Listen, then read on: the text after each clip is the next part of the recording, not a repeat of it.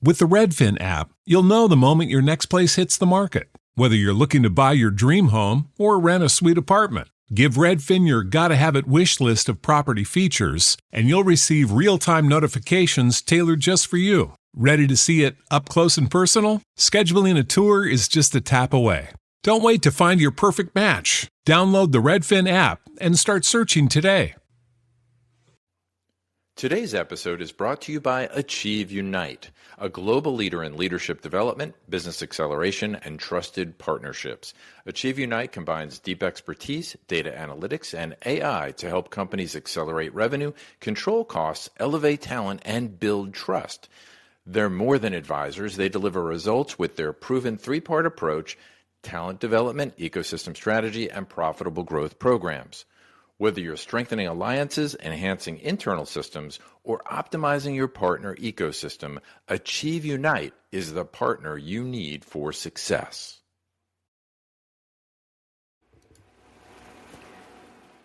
Hey there, and welcome back to the Delighted Customers podcast. As we step into this new year, I've got some exciting updates to share with you. First, you might have noticed something different. The podcast has a new look. We've got an awesome blue theme and a redesigned cover, all to reflect the energy and passion we pour into each episode.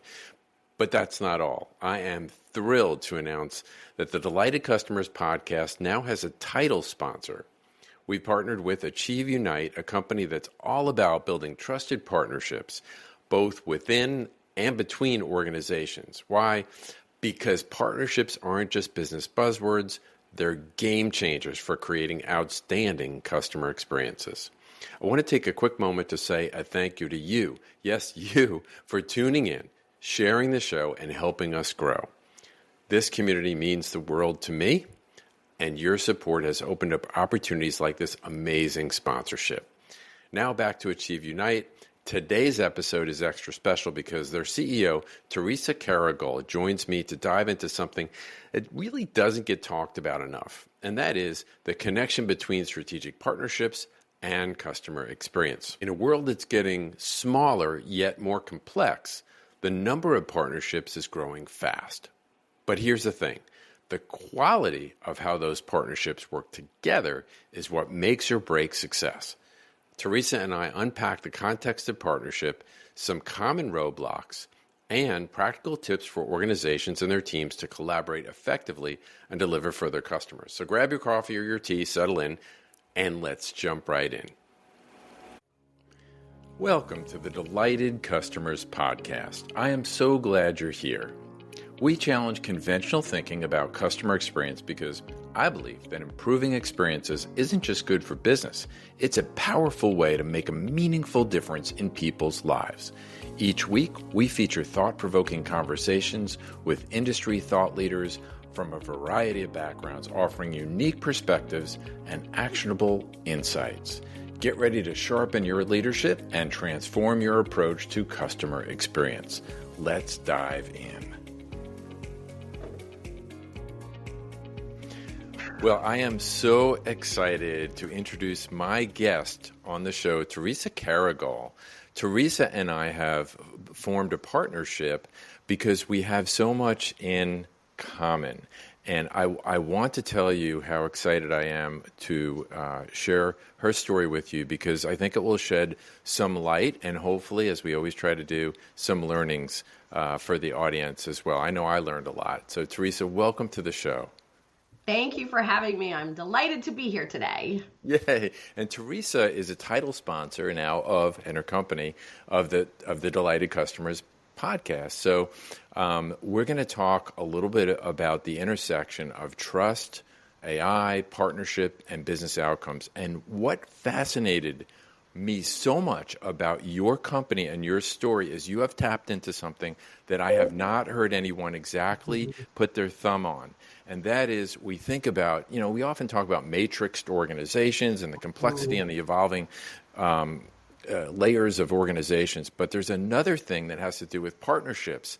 And as in a world that we live in today, you can't really exist without some intricacies, some integrations that exist, whether you really think about it that way or not. I mean, I'm not just talking about middleware. I'm talking about the partnerships you have with everyone in the supply chain between you and the end customer. And so if you would, just shed some light on the white space that you saw as an opportunity and what gets you so pumped up about it.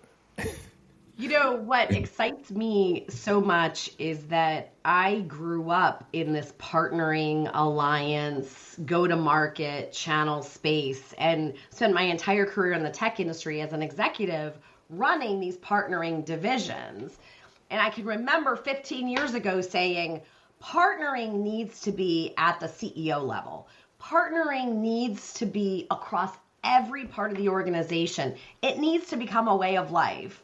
Well, fast forward 15 years, well, probably more like 25 years later, we published a book and has become a bestseller in 25 categories about how to do partnering right and how to make it successful right first time, whether that's partnering with your customers, whether that's partnering cross-functionally inside of your organization, whether that's partnering with your distribution channels, with your suppliers, with your strategic dealers or alliances. You know, that's what we're talking about here.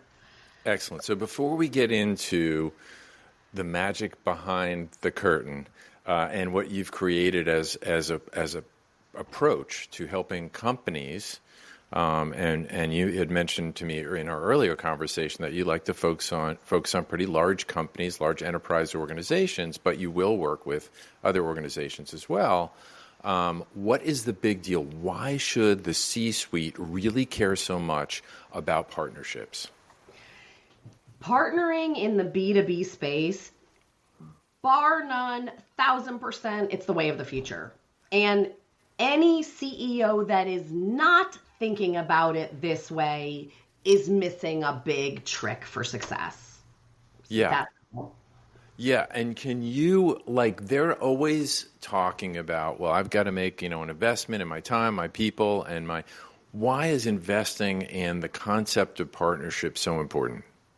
Well, if you think about customer lifetime value, right? You, Mark, do all of these podcasts. You've talked about customer lifetime value all day long.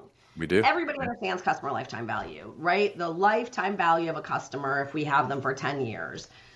Think about partner lifetime value. By the way, we own the trademark on partner lifetime value and the concept of what if we treat our partners, I have a solution provider, I have a dealer, I have a network of partners, it's customer lifetime value on steroids, right? And we make that experience with the partner a force multiplier for them and we propel their businesses forward. It's a way of life. It's a very different way of thinking. It takes a longer time sometimes to be successful, but in the long run, the force multiplier effect is magnificent and it's exponential. As you're talking, in a lot of ways, it kind of bucks the status quo thinking or conventional thinking in that we're taught to compete, and outperform. And what you're talking about is really the tent is getting larger. Yes. And you're having people that are connected to your organization that you want to lift up as well, right? Yes. It's this, I really believe in the flywheel effect, and we talk about that in the book, that as you create, every organization needs to have their partner strategy, they need to have their community strategy. And we talk about the community, and you have to be very deliberate about what your ecosystem is, because your own ecosystem is made up of a set of communities, whether that's, associations that you participate in, whether it's events that you attend on an annual basis, whether it's memberships that you belong to, right? And by the way, personally and professionally, we need to make sure that our organizations have this set of communities that we're participating. Maybe we're owning a community, right? Think about Salesforce, think about AWS reInvent. I mean, some of the biggest communities in the world now are owned by some of these big tech companies. So, Theresa, I want to talk about some of the misconceptions that companies have around this topic. And one of the things that I want to ask you about is do leaders take it for granted that these partnerships are just happening and optimized? Yes, 100%. And do you have a way of helping them understand how there might be a gap? Yeah. Yeah, I mean, 75% of partnerships never reach their potential. And partnerships are hard, right? It is a muscle that has to get built in people's DNA. We call individual trust and organization trust, right? So in people's DNA and in organization's DNA, partnering has to become a way of life. It has to become a muscle that gets built so that you get really good at developing these. I no longer believe partnering can be done, a sales leader or a supply leader. It really has to permeate through the organization. And you've developed a diagnostic tool that companies can use, right, to assess. Tell me more about that. Yeah, we actually have 2 diagnostic tools, and we talk about both of them in the book. As you know, there's 3 components, three elements to the system of partnering success. So the trusted business relationships piece is part 1 of the book, and there is a diagnostic tool, the only one in the world today that is scientifically based, that measures business trust and that codifies profiles of people and how they build trust, and then helps them develop their muscles in the ways that they maybe are not always strong. And up until now, trust was sort of in this esoteric thing. Well, we now have a way to say, hey, Mark might build trust differently than Theresa builds trust. So how do I bridge? It's like a language. It's like body language, right? It's another language that you get in your repertoire, because if individuals can accelerate trust, what happens? Productivity goes up, innovation goes up, cross-functional collaboration goes up, revenue goes up. So this notion of accelerating business relationships and kind of eliminating that competitive thing that has been inside of organizations and across organizations is really important. So business relationships and PQI, Partnering Quotient Index, is the name of that assessment. Think EQ, think IQ, this is your PQ, and it's your ability to build trust. So that's the assessment for the individuals. We also have a business acceleration set of assessments. We have in the book uniters and deflators. What are partnership uniters? What are partnering deflators? So you can really get a sense in your organization, are you doing partnering well? Do you have the muscles built in your company to do it well? Then, do you create an experience for your partners? And we have a value measurement index that actually assesses the science of whether you're creating, much like Net Promoter Score for customers, Net Promoter Score for the partners. Are you creating a scientific, phenomenal experience for the partners? And we have that diagnostic tool as well on the business acceleration side.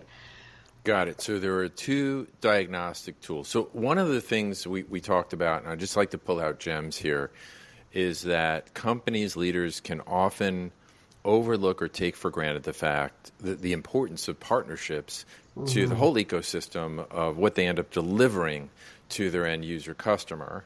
And you have written a book. And by the way, the name of the book is? The name of the book is Partnering Success, the Force Multiplier to Achieve Exponential Growth. And so in the book, you reference these 2 diagnostics, the PQI and the other business accelerators, which then gives what seems like a soft, touchy-feely topic a lot of objectivity, because now you've got results, a report out from the assessment. Correct. Absolutely correct. And it will, I assume, identify gaps for the company to say, hey, we should. Now, does your company provide guidance on helping them prioritize what they should work on first? 1,000%. In both the individual, we help individuals prioritize where their skill sets are to increase partnering muscles. And we help organizations prioritize what they need to invest in that's going to give them the biggest return. Because we all know you can't do everything at the same time. I just think it's fascinating. I've been in the CX world for, I don't know, a couple of decades, and it never really occurred to me to think about the impact of partnerships, especially inside the organization, yes, but oh my gosh, it's becoming a more and more complex world where we Yeah. need to rely on. And, we only need to look back a few years in the heart of COVID when there were supply chain issues to really, and that's just nuts and bolts kind of stuff where it was dramatically affecting people's business. Yeah, it's so true. And I think this partnering thing, strategic alliances are making a resurgence. We're going to see these deep strategic alliances become much more important over the course of the next decade. With this advent of AI, every company has to be a tech company. You can't go it alone. It is going, and we have the global phenomenon. So this partnering thing CEOs have to get good at it. CROs have to get good at it. Can you share sort of a story of a customer that had a problem that you helped them with? Whether they found it or you found it, and then you use the tool, and tell us about that. And there's a few examples. There's many examples of that throughout the entire book. Are examples of customers who've had problems or opportunities where we've really made impact. But let's do a couple. One is two companies came together and were experiencing a lot of conflict in the integration. Teams were fighting. They were not synergizing together. And we came in, they did the entire PQI, trust building, team building experience for their teams. And they said that their teams were 6 months ahead of everybody else in the organization because they went through these kinds of experiences together early and were able to innovate faster and integrate themselves faster.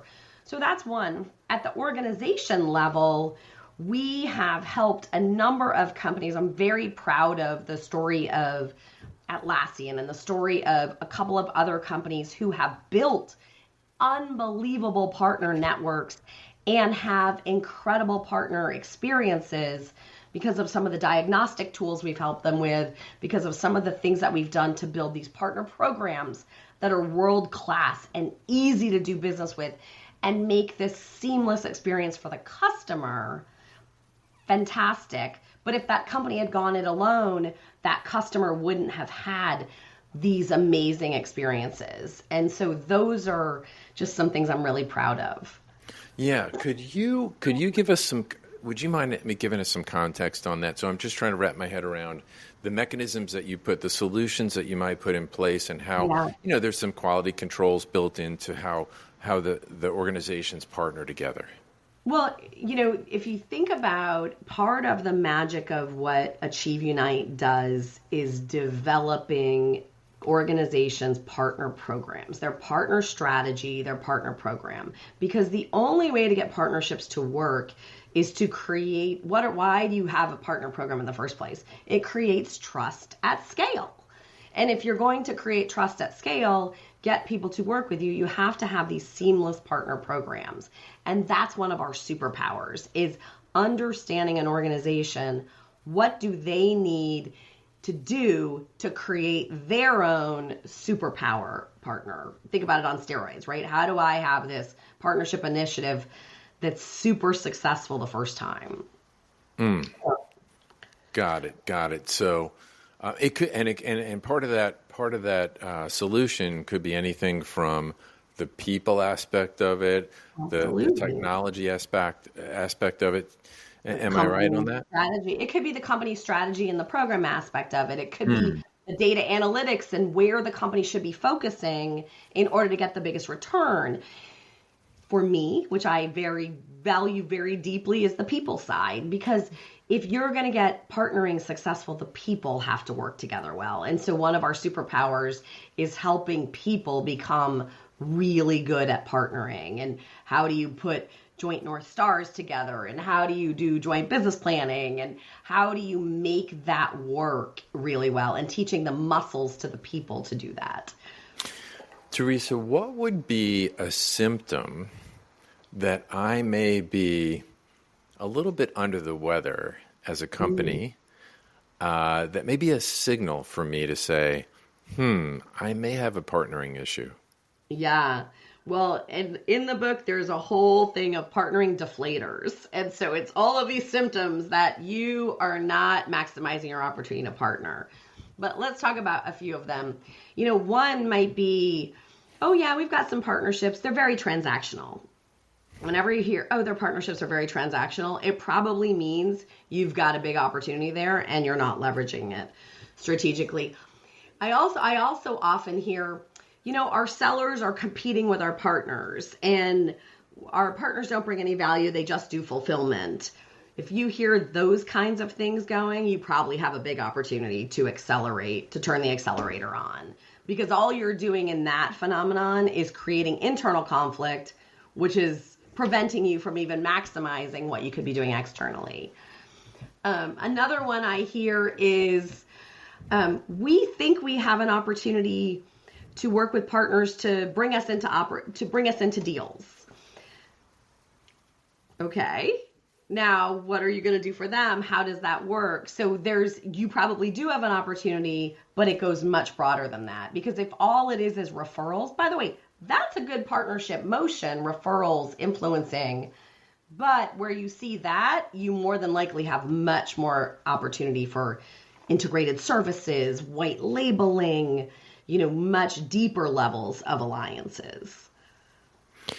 Why don't companies do this on their own? I think they do. I think we're getting more calls outside of the tech industry and other industries because people are starting to realize how important this is. But it's hard. Partnering is not easy. It goes back to how you started the conversation about competition. And, we've all been bred in this competitive world, and you have to shift we call it the partnering growth mindset, right? You've got to believe if you partner together, you make the pie bigger. You make your opportunities more, as opposed to we're competing with one another. And that's a mindset shift. There's a lot of sellers that don't have that mindset, right? There's a lot of individuals in the organization that sometimes don't have that mindset. And so we have to shift the mindsets too. Yeah. So there's some great tips there. I heard, some of the things that you want to be aware of in terms of, hey, maybe I could use some help in this area is, if I'm hearing that our partnerships are more transactional than relationship based, if we have what I used to call channel conflict, right, where we've got sellers competing against each other in the organization, and I guess also if you've got departments within the organization that are highly frictioned. Very good example. Yeah. In terms of strategy recommendations for how companies, obviously they're gonna want to read your book. They're going to want to take the assessment, one of the assessment or the other, and call you. But what other practical steps can companies take to do a better job of partnering? Well, we have an AI partnering success hub, which will be even deeper we are completing an acquisition right now that will have an unbelievable capacity of knowledge in partnering. I would tell you the most in the entire world. And they can purchase that for their teams, integrate it into their own systems, and have a tool for the people to understand how they build trust and a tool for the organization to maximize its partner building muscles. Excellent. Is there anything else that I'm thinking about that you want to share with the audience relative to partnering that I missed? I would just say that I would like people to think about it in a methodology and a structure and a system. The ad hoc, we call it random acts of partnering. The random acts of partnering won't get you the results you want. And so it needs to be really done. The degree to which organizations and people get the strategy right is the degree to which they're successful 2 years later. Excellent. And I want to ask, because we in the CX space get pounded about this ROI of CX all the time. What what is the ROI of partnering, and are there any concrete ways that companies can go either to the C-suite or the C-suite asking themselves, tell me what's the ROI of this? Yeah. There are a number of different metrics. I mean, revenue, of course, right? Revenue, customer loyalty. One of the things we've seen in the SaaS world is, land, adopt, expand, renew.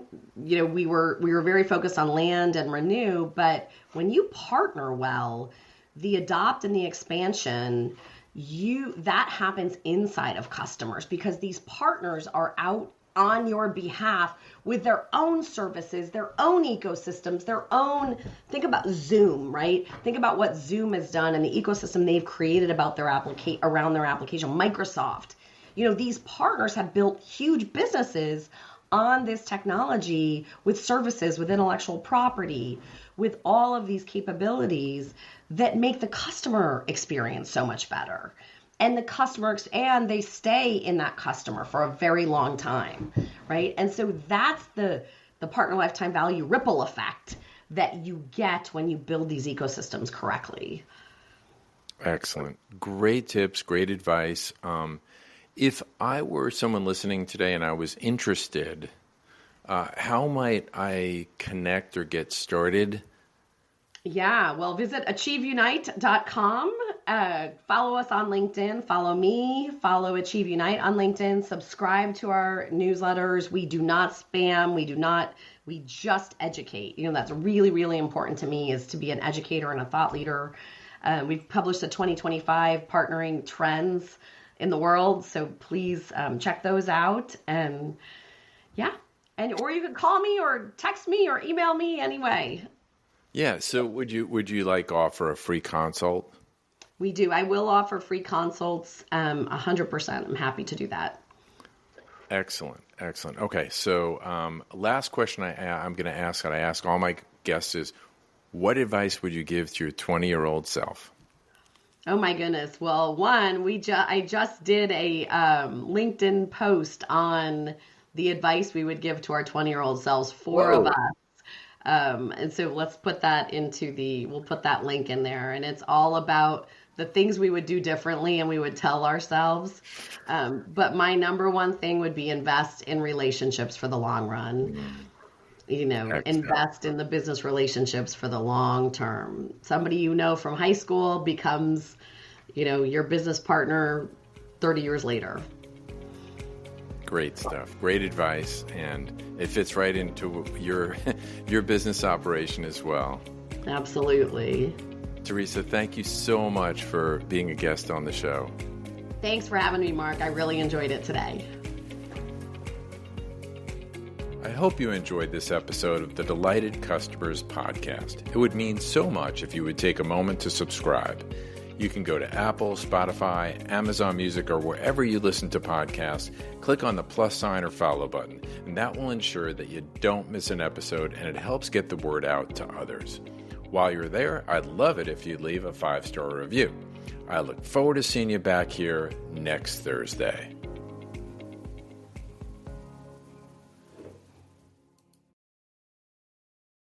Dave's Killer Bread is ready to rock your January reset with killer taste, killer nutrition, and a chance to win a VIP concert prize pack. Text RESET to 73876 to enter. No purchase necessary. Visit daveskillerbread.com/reset for details. With the Redfin app, you'll know the moment your next place hits the market. Whether you're looking to buy your dream home or rent a sweet apartment, give Redfin your gotta-have-it wish list of property features, and you'll receive real-time notifications tailored just for you. Ready to see it up close and personal? Scheduling a tour is just a tap away. Don't wait to find your perfect match. Download the Redfin app and start searching today.